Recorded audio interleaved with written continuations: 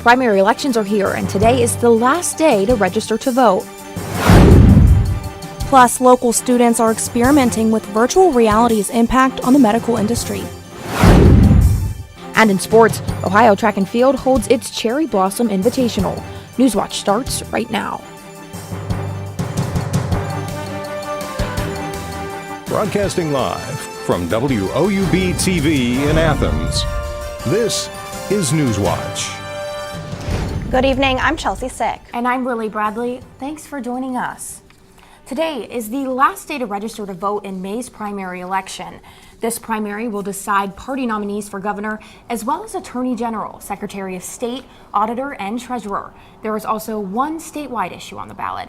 Athens County Board of Elections Director Debbie Quivy shared her views on just how important it is to register today. Personally, I think it's very important to register to vote. That's your right. We went through a lot as a country to earn that right, so I think everyone should exercise their right too. But it's kind of like a horse. You can lead them to water, but you can't make them drink. The registration deadline at the Board of Elections is at 9 p.m. tonight, but online registration will be open until midnight. Early voting starts tomorrow, and the primary election will take place on May 8th. And with elections coming up, candidates are announcing their plans. Today, Democratic candidate for Lieutenant Governor Betty Sutton announced a plan to form an Ohio Commission on Women and Girls. The group would help address persistent gender inequality. The son of a Democratic candidate for Ohio Lieutenant Governor is in protective custody.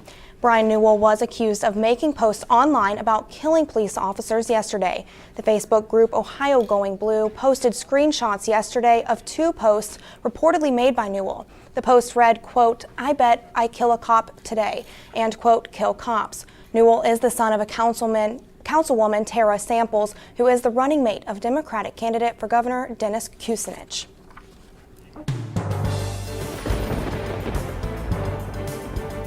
From the Newswatch Weather Center, I'm Matt Thigpen. Looking at right now in Athens, we're seeing 39 degrees. We're slowly dropping off tonight, but those clouds are keeping us above freezing, thankfully, as that snow has started to move off to the northeast and is moving out of the area. We're seeing cloudy and chilly conditions, winds out of the west-northwest at 5 miles per hour. Looking across the region, we're in the mid to upper 30s, and it's cloudy pretty much everywhere, but those clouds will start to deteriorate through the evening hours. We see 37 at 8 p.m., mostly cloudy skies. Slight chance of a flurry up to our northern counties, 31 by midnight and dropping just below freezing at 30 for those early risers at 4 a.m. Again, those clouds will decrease as we head through the morning hours. Looking at an extended forecast, we're going to take a look at the pleasant week ahead. We'll see warm weekend, and pretty much we're going to see the winter weather move out of our region. Chelsea, it's going to be exciting to finally see a burst of spring come into our region. Yeah, at least we have that weekend to look forward to. Thanks, Matt.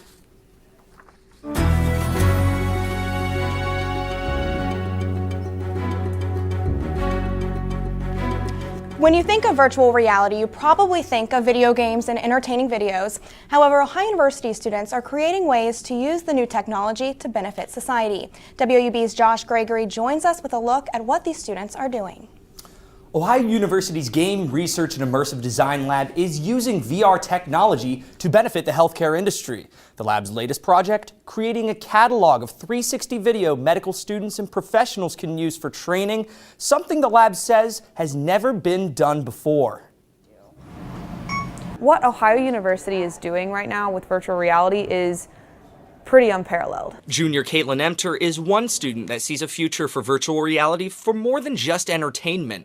She, along with other students at Ohio University's Game Research and Immersive Design Lab, or GRID Lab, are looking at using the cutting-edge technology to help those in the medical field.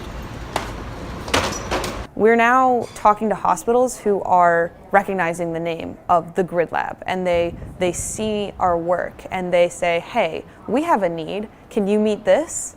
And the need? Creating a catalog of 360 video medical students and professionals can use for training. We were finding that it's taking the first year medical students a third of their time to get acclimated to the place. Well, imagine if they were acclimated using Preality before they got there. Then day one, they're ready to learn. Professor Eric Williams oversees these projects at Ohio University. He selected Emter and Senior Henry Weber to travel with him to San Francisco to gather 360 video of trauma nurses dealing with different emergencies. Basically what we're doing for the hospital is we are going into their trauma center and we are creating a virtual reality database that they can use for training purposes. But we're looking at collecting maybe 7 stabbings, a couple gunshots, a car accident or 2, bike accident or 2. Now they are editing the videos that the hospital will use to train trauma nurses. You're never going to be in that head nurse position until you work your way there. You're never going to understand that point of view until you're actually there. But when we create this virtual reality perspective from the head nurse's point of view, we could put that registered nurse in training into that perspective, and they can view what this nurse is doing, how they handle, who they're talking to, how everybody in the room is operating, what they're looking at. The hope is that these videos will ultimately help the trauma nurses build teamwork. A team that functions better will save more lives. The value to the Grid Lab students, learning the tools of their trade. To us, it's not necessarily about the technology, it's about teaching students about the technology. Weber recently announced via social media that he has accepted a position at a VR neurological rehabilitation company in Fort Worth, Texas. Reporting live for Newswatch, I'm Josh Gregory. Thanks, Josh. Filmmakers from countries as far as Japan and Serbia are in Athens this week as the International Film Festival kicked off earlier today. More than 250 movies will be shown this week from more than 61 countries. Deborah Spangler is hosting a filmmaker in her home. She and her daughter are looking forward to the animated shorts and Pincushion, a coming-of-age film from the United Kingdom. The two haven't missed the festival since they've lived in Athens. It's a great buzz in the town. Everyone's excited about it. I mean, there's so much that goes on in this town that it's hard to compete, but this is something I feel people make time for in their schedules. And it doesn't even matter that it's snowing this week. I'm not even upset about it because we'll just be inside watching movies. This year marks the 44th festival as it first began back in 1974. Movie tickets range from $5 to $6, and there's a limited supply of free tickets for students. The film festival isn't the only local event to highlight international cultures in Athens recently. Newswatch reporter Catherine Maury attended the weekend's International Street Fair and tells us more about the big crowd who turned out for the event. The small town of Athens transformed into an international melting pot this weekend. Hundreds of people from all across the globe gathered for Ohio University's annual International Street Fair. Pride-filled natives kicked off the event by parading their country's flags down Court Street. The march ended on East Union, where the street was filled with vendors. Food, music, and games were just some of the attractions.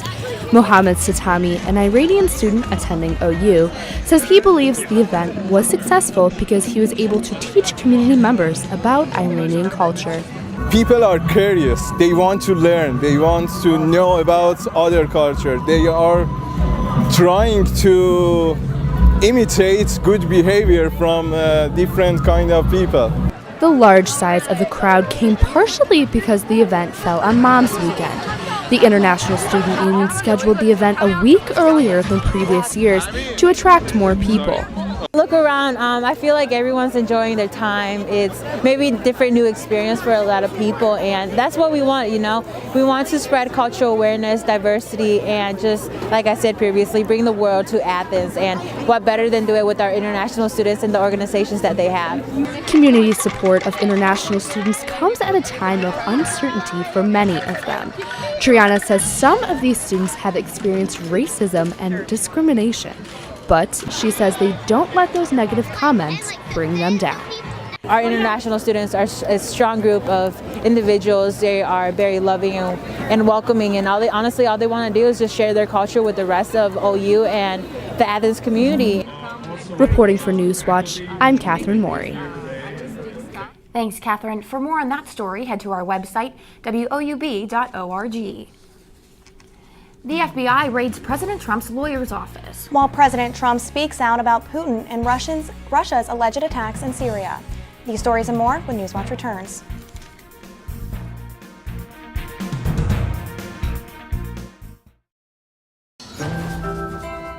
We are here for the same reason, although I suspect we hope for different results. You know what they say, yeah.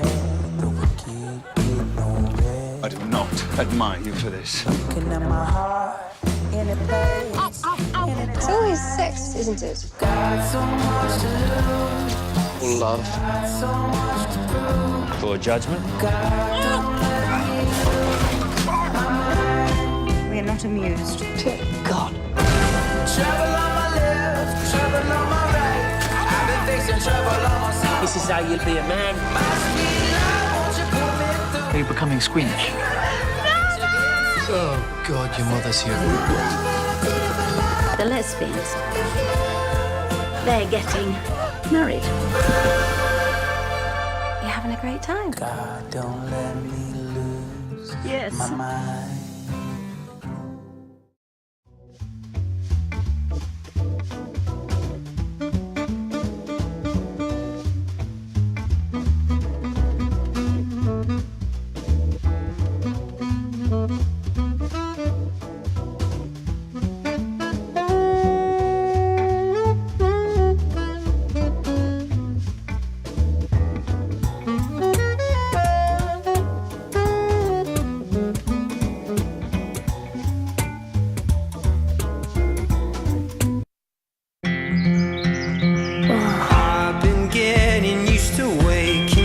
Come and play with us. Onward and onward!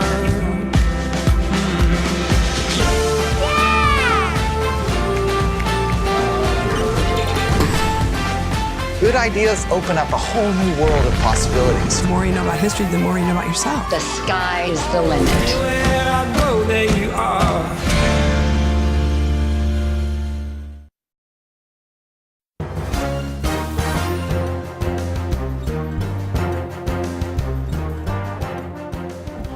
After throwing a sandbag from an Ohio overpass have been sentenced to a program at a youth treatment facility. The teens admitted they were on Interstate 75 overpass bridge when one of them dropped a sandbag to the road below. It smashed into the windshield of a passing car, killing the front seat passenger, 22-year-old Marquise Bird.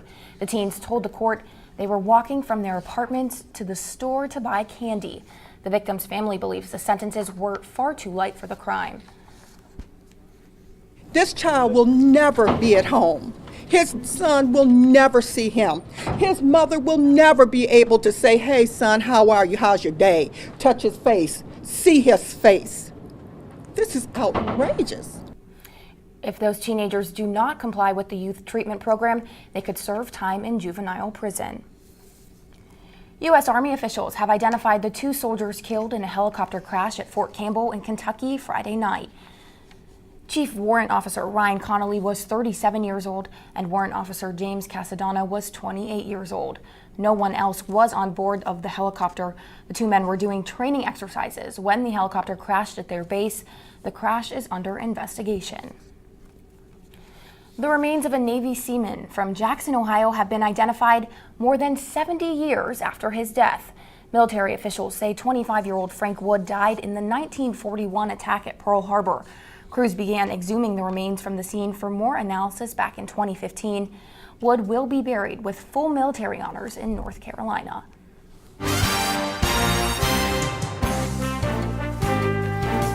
Federal agents seized documents from President Donald Trump's personal attorney, Michael Cohen. He says the search warrants were executed by the Office of the U.S. Attorney for the Southern District of New York, but they are, quote, in part related to special counsel Robert Mueller's investigation. Cohen is Trump's longtime personal lawyer. He's been under heavy public scrutiny in recent months for his payment to porn star Stormy Daniels, who claims to have had an affair with Trump. Chemical attacks leave more than 70 people dead in Douma. The Syrian government and its key ally Russia deny involvement. The 2 countries also accuse rebels of fabricating the claims in order to provoke international military intervention. Activist groups say toxic gas was dropped in barrel bombs from helicopters. World leaders condemned the attack and President Trump called out Syria, Iran, and Russia. He may, yeah, he may. And if he does, it's going to be very tough, very tough. He'll pay a price. Everybody's going to pay a price. He will, everybody will. The U.S. also denies they attacked a Holmes air base yesterday. Hundreds of National Guard members are being deployed to the U.S.-Mexico border, and thousands may join. The Secretary of Defense signed an order last week for up to 4,000 National Guard personnel to support agents at the border. President Trump ordered the military to secure the border until his promised wall is built. Both President Bush and Obama sent troops to the border during their terms. However, the moves were criticized as costly and limited in effectiveness. Apple co-founder Steve Wozniak says he's leaving Facebook over its recent data controversy. Wozniak says users provide every detail of their life to Facebook, and while the company makes a ton of advertising money off of this, users get none of the profits back. Facebook recently revealed private data firm Cambridge Analytica may have gathered and sold data on 87 million of its users. Facebook CEO Mark Zuckerberg is set to be questioned by Congress later this week. A local organization is celebrating a major milestone. That story's still ahead. And we're going to talk about the warm weekend ahead, and maybe we'll dry out this week. All next on Newswatch. I don't mind saying it. Now you look like an astronaut. My dream is to walk on the moon. 2, 1. Look at this place.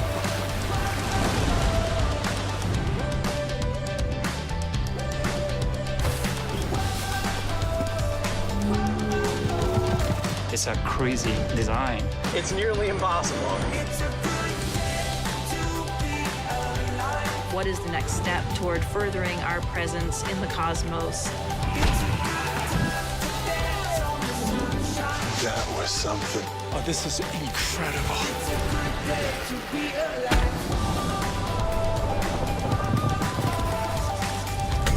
Very, very scary.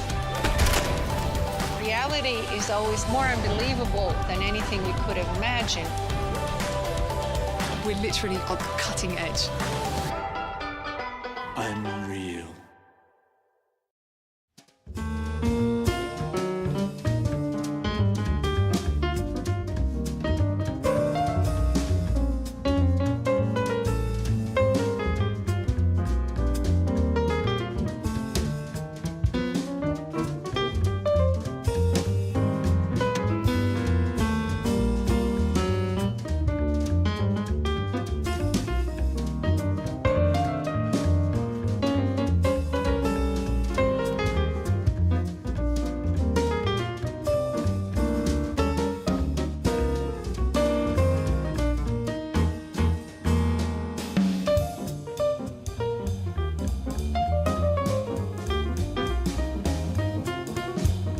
Hi, I'm Hari Srinivasan from the PBS NewsHour. And I'm Mark Brewer from WOUB. Join me on PBS NewsHour and PBS NewsHour Weekend for the latest news and analysis of the issues that matter most to you. Weeknights at 7 p.m. and Sundays at 5 right here on WOUB Public Media.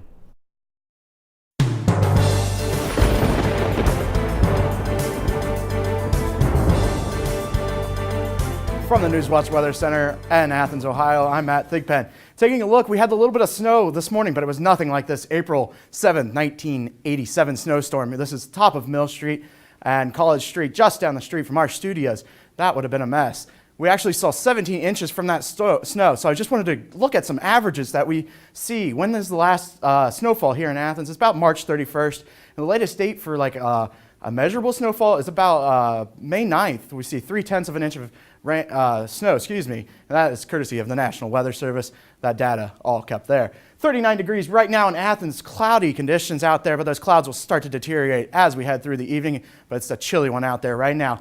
35 in Newark, taking a look across the region, 34 in Cambridge, 35 in New Martinsville, so cloudy conditions dominating much of the region. See our warmer spot down here in Ironton at 42 degrees. Looking at our almanac today, we actually hit a high of 41 degrees, right just 20 degrees below normal, so quite chilly for this time of the year. And we see that sunset now at 8 p.m., so we're gaining more daylight. I'm ready for that. Across the United States, we're taking a look at this high pressure that'll push all those clouds out of here. We'll see clear skies as we head into the morning hours today and into tonight and into tomorrow. We'll see bright and sunny skies continuing through Tuesday. So we're finally getting a reprieve and some dry air as that jet stream will be in a rigid pattern and that'll bring us those drier conditions and actually warmer conditions. Finally, we're going to see some warmer conditions, and those flowers can actually bloom along the Hocking River. 29 degrees tonight, cloudy skies, and cold evening until those clouds start to break. Looking at our temperatures across the region, 31 down in Ironton. Those clouds will begin to break around 4 a.m. tonight, and as you head out tomorrow morning, it's going to be quite chilly. 30 degrees at the bus stop. It's going to be partly cloudy, so you'll still see that sun. You probably need those shades as you head out to work, especially if you're on those east-west routes as that sun starts to rise. Tomorrow we'll hit 50 degrees, so quite warmer than today, about 10 degrees warmer, 52 down in Ironton and 49 in our state's capital. Partly cloudy skies, so we'll see peaks of sun and clouds throughout the day tomorrow. Looking at our hour by hour, 8 a.m., 30 degrees, cold start, chilly. If you're heading out to work or school, 45 by noon, sun and clouds, and mostly cloudy by 4 p.m. Looking at our tomorrow's forecast here in Athens, 50 degrees again will be our high, just below average, 10 degrees below average, northwest winds 0 to 5 miles per hour. Taking a look at our extended forecast, there's the 70 degrees on Thursday, sunny skies, bright sunshine, I love it. 77 on Friday, and looking at Saturday, 72 degrees, and we might see a chance of rain late Saturday evening, but it shouldn't ruin any of your weekend plans. And I'm ready for this warmer weather. I saw the snow earlier this morning, and I was quite appalled at that. It's April. Well, you put up that picture of the snow and you scared me. Oh, I'm sorry. Oh, I'll try next time. I know, definitely a big change from this morning. Yep. I'm glad spring's on its way. I thought it would never get here. Looks like we might have some temperatures. I'm ready to see real flowers come out. I agree. Finally. Thanks, Matt. An Athens institution is turning 20. PassionWorks is a collaborative community art center that provides a creative space for people of all abilities. The Passion Flower, which is the official flower of Athens, is created here. In the fall of last year, PassionWorks officially became a standalone nonprofit as opposed to being housed under another organization. I think that this is a huge shift because it allows us to focus on the art exclusively with our partners. But we can just make decisions and respond and write grants and sell stuff and do what we need to do to make the art happen. To celebrate 2 decades of PassionWorks and raise money for future projects, there will be a gala this Saturday evening at Central Venue from 6 to 10. Hi, I'm Thomas Garver. Coming up, action on the diamond, and a lot of it too. Find out how your team fared over the weekend. And in a star-studded field in Augusta, an unlikely golfer takes home his first green jacket. How the Masters was won later on when Newswatch returns. And stay tuned to WOUB. Here's a look at what's coming up tonight on your public television station.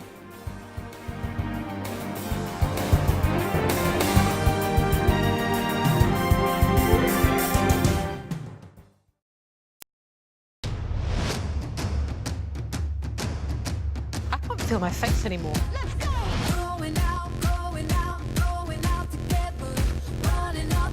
You're doing good. You're just a little slow.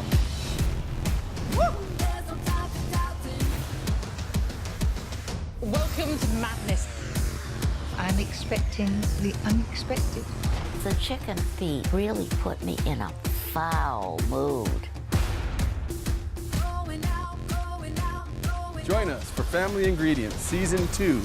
Show me your mayonnaise, and I'll tell you who you are. I can't wait to have a taste.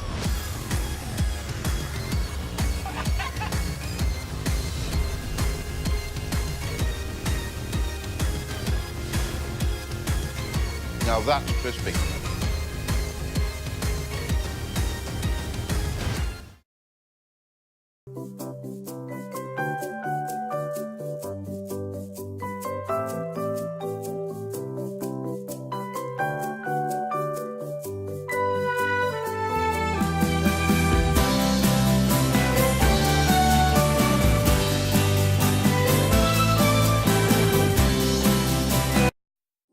Hello, I'm Paula Kerger, president of PBS. I'd like to tell you about a terrific new membership benefit called PBS Passport. With a qualifying donation, Passport brings more than 1,000 hours of great PBS and local programming to your computer, phone, or digital media player. You can catch up on shows you may have missed or revisit some of your favorites. The best part is that you can watch whenever you want. When you make your qualifying donation, you'll help to make all of the programs you love on this station possible, so don't delay. I know that you're going to love PBS Passport, so please make that donation right now. And thank you for your support.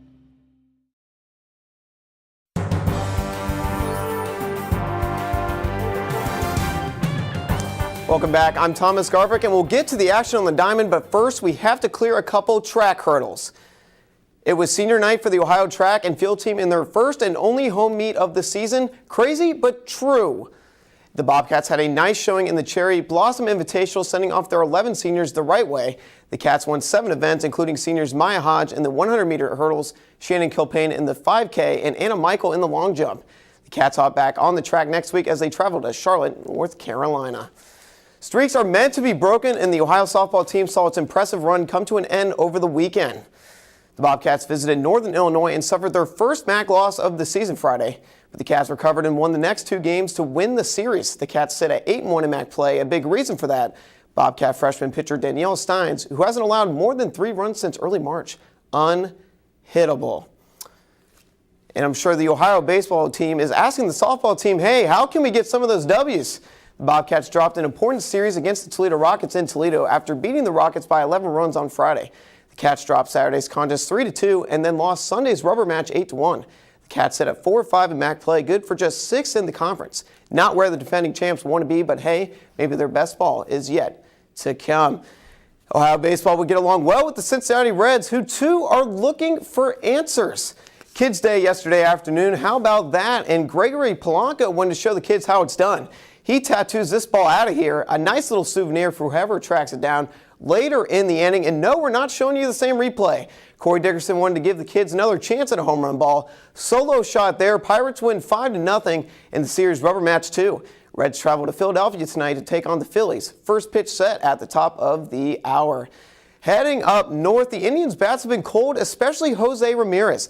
A little excuse me swing there, but you know what? He'll take it. The tie game, we head to the 9th. Yan Gomes, in a weekend where the ball died, he got a little push from that Northeast Ohio wind. This one sails just over the yellow line. The Tribe are walk-off winners, and again, the series against the Royals. They stay in Cleveland for the next week with the division rival Tigers in town for a 3-game set. Tribe up early in that one. Heading across the street to the Q, last time the Cavs were in action, they were in the city of brotherly love, but it was anything but that, as their 30-point come-from-behind effort fell short against the Sixers. James and the gang end the season with the New York Knicks twice, and they need to win both and a Philly loss to get the 3 seed. Action in the Garden starts tonight at 7:30 p.m. There's only one weekend in the year when everyone wants a green jacket, and that's because it comes with winning the Masters. There he is, Patrick Reed, the leader heading into Sunday. Who is that guy? We'll show you a guy you do know, Jordan Spieth, trying to make a historic comeback. Look at this shot on 16, cold-blooded. It goes in. Are you kidding me, he says. He finished 13 under, but people were waiting for Reed to fold, and he never did. In what was called the most anticipated Masters of all time, Reed takes home the first green jacket and a lot of high fives, too. And we're going to go ahead and toss it to weather for a final look at what's to come this week. Thanks. It's going to be 29 degrees tonight. One more chilly evening before we warm back up. Looking at tomorrow, we'll hit a high of 50 degrees, just below average at 60 degrees is our average for this time of year. Northwest winds 0 to 5 miles per hour. Looking at our extended forecast, there are those beautiful 777. It's just like Vegas. 71 on Thursday, 77 on Friday. Seeing those showers coming in late Saturday evening, 72 degrees. Falling just a little bit on Sunday, 59 degrees. But that sun is finally here and no drenching downpours in the forecast. Lily and Chelsea? Thanks, Matt. Well, that does it for our broadcast this evening. Thanks for watching. I'm Lily Bradley. And I'm Chelsea Six. Stay tuned for the PBS NewsHour coming up next. And remember, you can find the latest news anytime at WOUB.org. Have a great night.